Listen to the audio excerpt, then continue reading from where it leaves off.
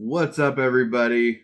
Welcome to 2024 and my first video on the channel, and welcome to Redbeard's Dungeon, the playlist of videos where we don't just do artwork, but we also discuss everything Dungeons and Dragons.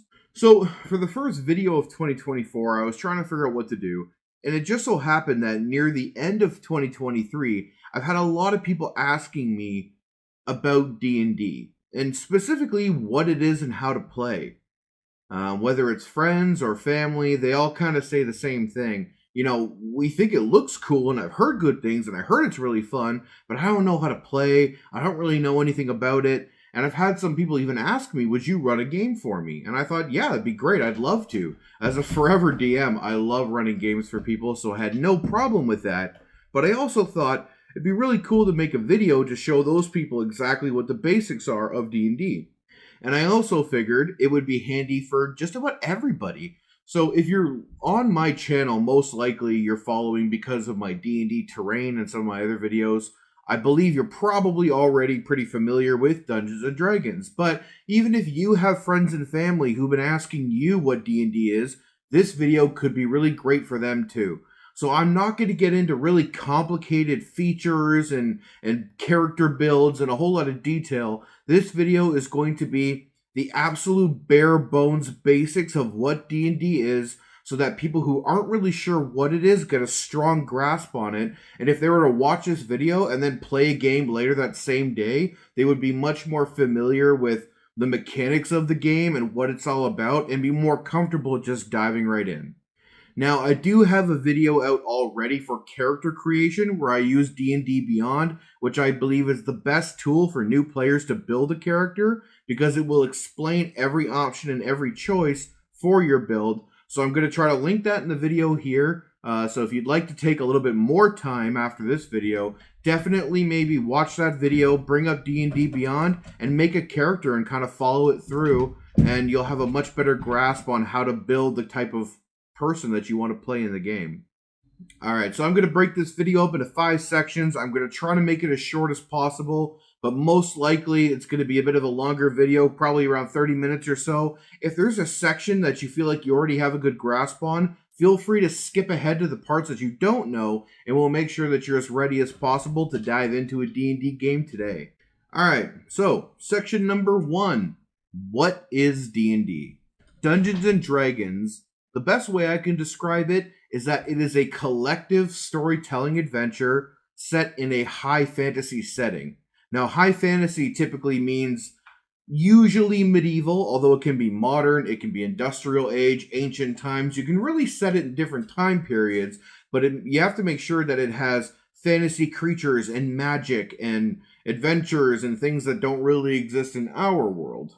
And then a group of friends or family or even random people like yourselves will make characters that they will then insert into that world. You will create a party, an adventuring party together, and you will go on quests and adventures. On these adventures and side quests that you go on, when you're in combat, when you're making skill checks, you will roll dice to see if you are successful or not in everything that you try to do. So it is very freeing as a type of gameplay. Unlike video games or anything else, you can really decide to do whatever you want. Whatever your character wants to do, you can give it a shot. But whether or not you're successful is completely controlled by rolling different numbered die.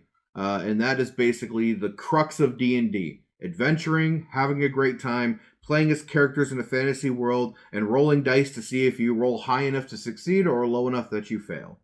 You will gain experience points, your characters will level up, gain new abilities, and become more powerful so you can take on more challenging adventures. The game is run by a dungeon master, which is the role that I typically take. Mr. Gray will see you now.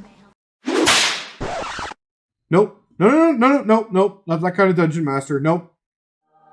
Yeah, that's the kind of dungeon master we like, where they will narrate the world for you. They will voice all of the NPCs or non playable characters that you will interact with in the world. The blacksmith, the shopkeeper, the villains, the king of the countryside. They will make sure that all of that information is prepared and ready for you so that your characters can interact with the world however you want on your adventures. Now, there are typically two kinds of games that you'll play. You'll play a campaign, which can be as long as, 3 sessions, 10 sessions. It could go as long as 10 years, depending on what your group wants to do and whether or not you enjoy what the DM has prepared or how much they've prepared for you. The other type is a one shot. So we're going to discuss both of those right now so you have an idea. So campaigns are typically either a homebrew campaign or a pre-written adventure. Homebrew basically just means it's homemade. The dungeon master will create their own world. They will create political systems, characters, NPCs, adventures, quests. They might make their own spells, their own creatures, their own magical items for you to find. A lot of the stuff is created by the DM. They might use things that already exist that are pre-written, but change it slightly to fit their vision. Homebrew is anything that is not an official D&D licensed adventure created by Wizards of the Coast. Instead, it's things that they create themselves. For my campaigns, I like to create my own worlds. I make my worlds, I make my adventures, I make my quests, and then I'll actually change things up to better suit the needs of the players and the things they're trying to accomplish. So for that reason, I prefer to run homebrew campaigns. But if someone's going to be a dungeon master for the first time and maybe they don't feel quite comfortable with that, they can pre-purchase these adventures that are already made. All the characters are there, the quests are there, and everything's written out for the dungeon master so they can just run that adventure and they don't have to stress about coming up with things on their own. The second type of adventure is a one-shot. Now, typically, if you're new to D&D, this is probably the kind of adventure you're going to run. A one-shot is a self-contained adventure that is typically done in one session. You have a beginning, you have your adventure, and then you have an end. It's bow-tied neatly, and it's one single adventure like going to watch a movie. It could be 3 hours, could be 4 hours, 5 hours, whatever you all agree on, but you're going to start and finish it all in that one setting. So you'll create your character, you'll go on your quest, you'll finish the quest, and that's it. It's a really great way to get a strong taste for what D&D is. An example of a one-shot would be, you're drinking at a tavern with your family and your friends. Maybe all of your characters are in different tables with different groups, and a band of mercenary orcs break into town, and they begin kidnapping people and ransacking. And while your characters decide they're going to fight off the orcs, unfortunately, each of you had a family member stolen by the orc horde and were taken back to their camp. So the townspeople have begged you to go find the rest of the townsfolk to save all the people that were taken. And because you all have friends and family that were taken, you're all personally motivated to go do so. So you're then going to set out on this adventure to track them down, find their camp, and rescue all of the missing townspeople. The next section that we're going to be discussing is roleplay. Now, I know there's a lot of anxiety and stress that can exist around the idea of role-playing in a game. People watch things like Critical Role and Dimension 20 and these web series online where people stream their D&D games, and they see them doing such an incredible job and getting emotionally invested, and they get intimidated by that. They think, I can't do that. I can't do voices. I can't do accents. I don't know if I'm comfortable with that. Don't worry. Don't hit the panic button. Most dungeon masters are just excited to get new people into the game and trying it for the first time. You do not have to speak any more than you are comfortable doing. If you're not comfortable doing a voice or an accent, you don't have to do that either. And you also don't have to be a classically trained actor. You don't have to have theater training to play D&D. If you don't feel like doing a lot of interaction, you want to be a little bit more reserved and just kind of enjoy and watch and learn, that's okay too. But hey, if you want to be crazy, you want to be wacky, you want to get out there and talk to every single person in town, talk to your fellow team members, you can absolutely do so. Roleplay moments, if you're playing in a campaign, are a little bit more important. In a one-shot, it doesn't matter so much because you're kind of just trying to get that one quest completed, so you might be doing a lot more just asking questions to the DM out of character, making your rolls and seeing if you succeed.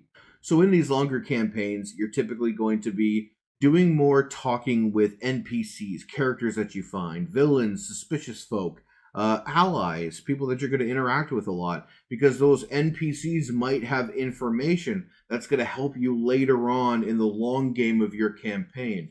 In a one-shot, that can still be very helpful. Maybe you think that the orcs were let into the town too easily. Perhaps the guards are on the take. Maybe they took some bribes and decided to open the gates and let the orcs in. So maybe your party decides they're going to go interrogate those guards. That's roleplay as well. You can walk up and pretend to be as intimidating or as coy, or try to sneakily convince them to let something slip that they don't mean to. You can be as creative or not as you choose to be.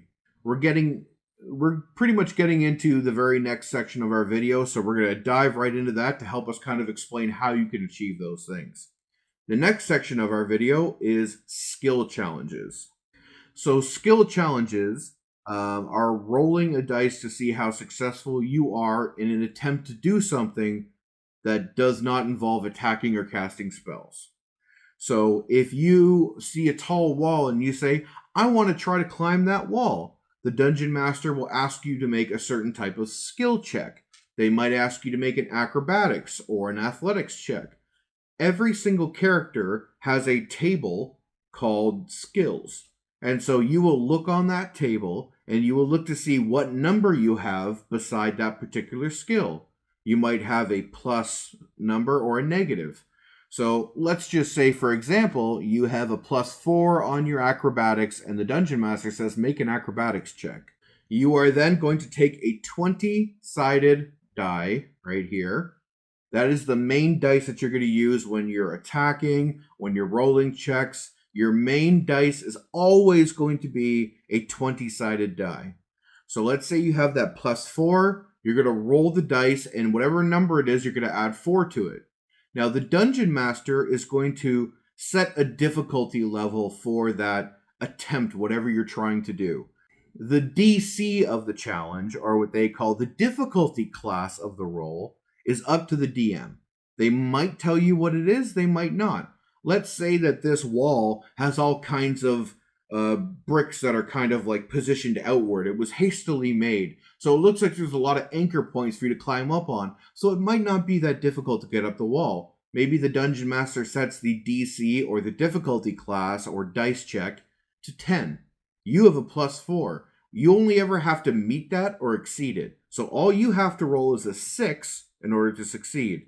So I'm going to take my 20-sided die, roll, add 4 to it, and we'll see what we get.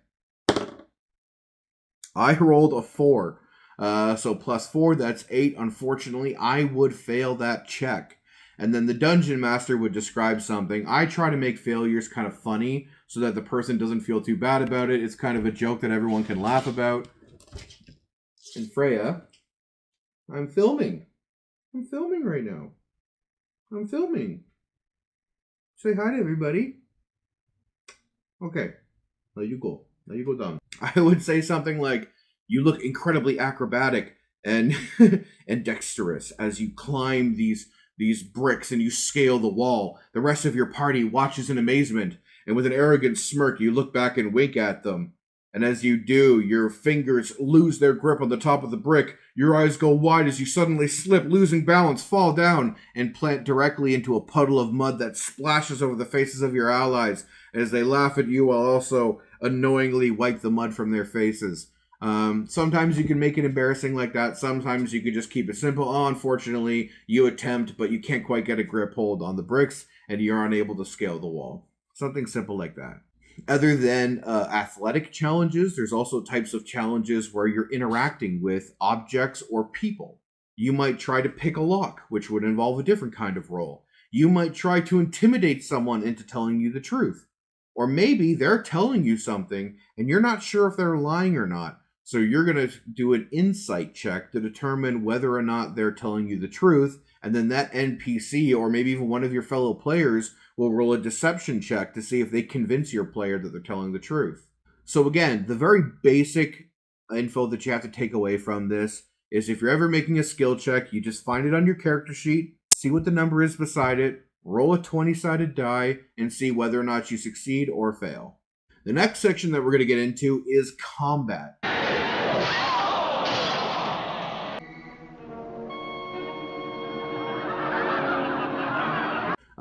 This is what's most daunting, I think, for most people when they begin D&D, because for the most part, you can just like hang out with people and pretend to be someone and talk and describe what you're doing. The combat is where a lot of the numbers come in and where people become intimidated, like, I don't want to have to do that much math. It's really not that complicated. And the beautiful thing is, if you make your character on D&D Beyond, you just click a button. It'll roll the 20-sided die, add the number to it for you. You click the button beside the attack, it'll tell you what the number is. The DM says whether you hit or you miss the person. Very simple. But we're going to get into a little bit more detail using dice so that if you're playing in person, you know what you're doing. So, first things first. If you and your party encounter a group of enemies and a combat encounter is about to begin, the dungeon master will say those two words that always gets players' hearts pumping: roll initiative. On your character sheet, you will have a box that says initiative, and it will also have a plus number beside it. Typically, for low-level characters, it's +1, +2. So you'll roll your die. I got a 4 again. I'm cursed. This is a bad dice. It's a bad die. Which means I would have a 4 or a 5 or a 6. Everybody rolls their numbers, and the dungeon master will roll numbers for all the bad guys too. And then they will write out the turn order based on who rolled the highest to the lowest. And then everyone will take their turns in that order. Every turn consists of 3 main parts. You have your action, you have your bonus action, and you have your movement. So on your character sheet, it will also post for you a walking speed, which will tell you how far you can move in a turn. Typically, for a lower level character, you're looking at 25 or 30 feet, which is about 5 or 6 spaces on a map. Now, you can break up your movement with your actions however you want. If you want to walk half of your movement and then hit somebody and then keep walking, you can choose to do that. You can break it up however you want. Typically, your action is going to be making an attack or casting a spell. There are other things you can do, but I won't go into that right now. Things like interacting with an object, setting off a device, helping somebody else, little things like that. But we're going to cover just the basics right now, so attacking or casting spells. Now, every attack that you try to do, whether you're shooting a bow from a distance, whether you're throwing a weapon, whether you're using a hand-to-hand weapon like a sword or an axe to hit somebody, every enemy is going to have what is called an armor class, and you will have one as well. Your armor class is determined by how quick they are and how hard they are to hit, how much armor they're wearing, the size of the creature, because the bigger they are, the easier they are to hit, and you rolling a number to try to match or get higher than that armor class to see if whether or not your attack actually lands. So let's say you're going to roll a bow attack or a sword attack against somebody. Next to that attack on your character sheet, it will give you a 2-hit number. So it's kind of like your skill check. Next to acrobatics, we had a 4. So that's what you added to the roll. Let's say to hit with a bow is a +5, or to hit with a long sword is a +5. You're going to roll your 20-sided die and add 5 to it. So let's see here. I rolled an 8, which when you add 5 is 13. So if that creature's armor class is 13 or lower, that means the attack successfully hits, and then you get to roll your damage. Right next to your attack, it'll tell you how many damage dice you get to roll. 1d8, 1 6-sided die, whatever it is. There might be another number you get to add to whatever the roll is, but it's right there. It's right next to the option on your character sheet, so it's really easy to see it all right in front of you. And again, if you're playing on D&D Beyond, you just click the button next to it. It's just a little button click. It's very simple. And your dungeon master will help you along and make sure they're teaching you every step of the way. So don't panic. Don't feel pressure. We will be as patient with you as possible while you're getting used to what the game is. So if you've rolled and you've hit the creature and you've rolled your damage dice, You then subtract those damage dice from that creature's hit point total. Your hit point, or as I like to think of it as health points, is how much life they have in them. So if you deal 10 damage and the creature only had 10 health, that creature is dead now. If they have 30, then you drop them down to 20, and you have to keep hitting them over and over again to lower them down to 0, so they either die or go unconscious. Your characters will have the same function as well. They will have an armor class, and they will also have hit points. So you have to make sure that you're not taking as many hits, or maybe there's someone in the group that can heal you. Whatever your strategy is, be careful and always keep an eye on that number. Now, if you miss the attack, the Dungeon Master will explain, oh, they get a shield up and block the attack, or as you swing towards them, they somersault on the ground and dodge out of the way. Something like that to narratively explain why maybe a 7-foot-tall barbarian Goliath misses an attack against like a frail old man who might just... I'll come up with something funny like, oh, their cane snaps and they slip, and as they fall, the axe misses their head. Something silly like that, but at least kind of explains why you didn't hit them. Now, the other action you can take is casting spells, and things get a little bit more complicated here. Some spells are spell attacks, and they function exactly the same way that a weapon attack does. The spell will have a number beside it. You roll your die. I got a 16. Let's say it's a plus 5. 21. 21 is going to hit most things. There's not many things with an armor class that high.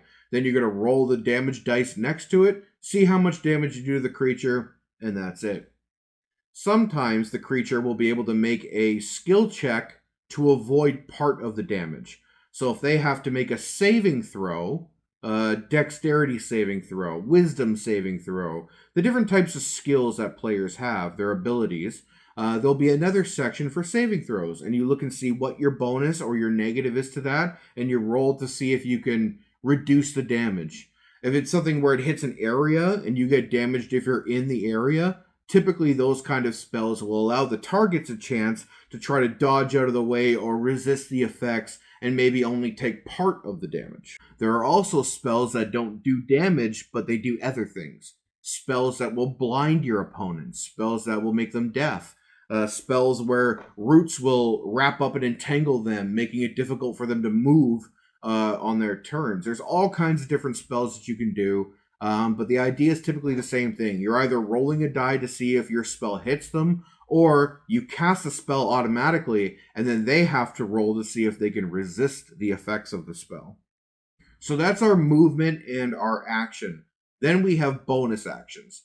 Bonus actions are typically things you can do that aren't quite as powerful as your main action. There are certain classes that get to do special things and others don't. If you're playing a rogue, because rogues are sneaky and quick, they can hide on there with a bonus action. Or they can dash, which means they get to do their full speed twice on their turn. Whereas other classes have to use their main action to do one of those things. So depending on what subclass you are, you get special abilities that will help make things easier later on. And you can take these in any order. So if you're playing as a paladin, you have the ability to cast bonus action spells that power up your attacks. So you can cast a bonus action first, power up the attack, run up to a creature using your movement, and then make the attack roll. Once you make the attack roll, that bonus action lets you roll extra damage dice with your attack. So there's all kinds of different options, and I'm not going to get into everything because there's way too many. But what you really need to know is on your turn, you can move, you can take an action, and you can take a bonus action, which will typically enhance something else that you're doing. Now, at the end of combat, typically, you will gain experience points for the creatures that you defeated. Now, there are two main types of ways to get experience in D&D one-shots or campaigns. In one-shots, you're typically just getting the experience points from a creature that you've defeated. In a campaign, it can be either milestone or experience. Milestone means that the Dungeon Master will tell you when you level up based on when they think it's appropriate. So if you do something really great with your role-playing, if your group convinces a king not to go to war and it takes a long time and maybe you have to go on a quest to prove to them that they shouldn't, and story-wise, thematically, the Dungeon Master might feel this is the perfect time to reward them by letting them level up. So milestone is when the dungeon master feels that you've earned it, and they will allow you to level up. Experience points is strictly gotten by defeating enemies, and then your party gains the amount of experience points that are assigned to that creature in the monster guide that Wizards of the Coast has published. I personally don't like this method because then I find players are picking fights more than they have to just to get the extra experience, and it can kind of derail what they're trying to accomplish. And some players might not be that strong and might not like doing as much combat when they don't have to. They might be squishy characters, as we call them, the ones with a low armor class so they're easy to hit and low hit points. They don't want to be in fights. But the big strong guys want to get in every fight possible so they can level up. So they keep pulling the party into conflict all the time, and that can create issues between your players. The other issue is after every single campaign, every single session, your players are asking the DM, "Did we level up? Did we level up? Did we level up?" And there's nothing more. It can be kind of funny, but it's also very frustrating for a DM. So I personally like to skip that entire thing, just do milestone, and reward my players when I feel like they've earned it. For our final section of the video, kind of maybe the one that's the most important, now that I've given you a basic idea, a rundown of how to play D&D, the types of games you might encounter, and how to use dice to play the game, the real question is, why should you play D&D? Well, it's funny because most of the people that I talk to, I ask them, hey, do you like Harry Potter? Do you like Game of Thrones? Do you like Lord of the Rings? And when they say yes to these questions, I tell them, you'll probably like D&D then. Those are fantasy stories, and D&D is getting together with friends and playing through fantasy adventures. And honestly, the best part of it is when you have a great group that you look forward to seeing, and you look forward to having some goofy fun with for a few hours every week, every month, however often your group comes together. The other great benefit is you can kind of live out some fantasies that you don't get to do in real life. You can fly. If you've always wanted to fly, you can make a character that flies. If you always wanted to be 6 feet tall, you can be 6 feet tall. If you've always wanted to be able to turn invisible, you can make a character that turns invisible. You can kind of get away with some wish fulfillment with the type of character that you play, and that's always fun. And something that kind of came to my attention when I was filming this, I actually filmed this video once before and I didn't like it, so I'm redoing it. But when I was filming that one, it came to my attention that I have the absolute best analogy in the world for what a D&D campaign is. Do you guys like Indiana Jones? I hope so, because Indiana Jones is basically a D&D adventure. Every single Indiana Jones movie is a D&D adventure. You go through things in those movies that almost every campaign at one point or at another will have. Those movies are basically Indiana Jones seeking a treasure that maybe or maybe not has magical properties, an item of legendary power or importance. He has to face through traps and dangers, environmental effects, betrayal, all kinds of things to obtain the object. Then the object is taken by the minions of the big bad evil villain. And then Indiana Jones has to wear disguises, infiltrate enemy camps, face more environmental hazards, travel long distances, fight more enemies, and eventually come face to face with the big bad in order to reclaim this magical item and be successful for all mankind and stop great evil from happening. That is the basis of what most D&D games are. I mean, it's called Dungeons and Dragons. You're going into some dungeons to find some loot, and there's going to be traps, and there's going to be pits of snakes and all kinds of things. Like, those movies are basically a D&D campaign. So if you like Indiana Jones, you will love playing D&D. Well, I hope this video has given you a basic idea of what the game is. And again, I didn't want to go into too much detail and get too complicated. I wanted to keep things as basic as possible so that you all have a very simple understanding of the game and how to play, so that if you wanted to today, you could jump right into a game. There are definitely more detailed videos out there in the YouTube world, and you can definitely go and find those. I highly recommend that you do watch my video on character creation. It's not the best video quality, but the sound is good, and I will explain the entire step to making a character as I do it. If you don't want to do that, jump onto D&D Beyond today. Make your account. It's absolutely free. I think you can make up to 10 characters for free once you make an account. And there are a tip section you can activate where every step of your character creation, a little window will pop up explaining everything to you so you won't miss a thing. I hope you all have an incredible 2024. I have some awesome videos coming up that I'm working on and that I'm planning.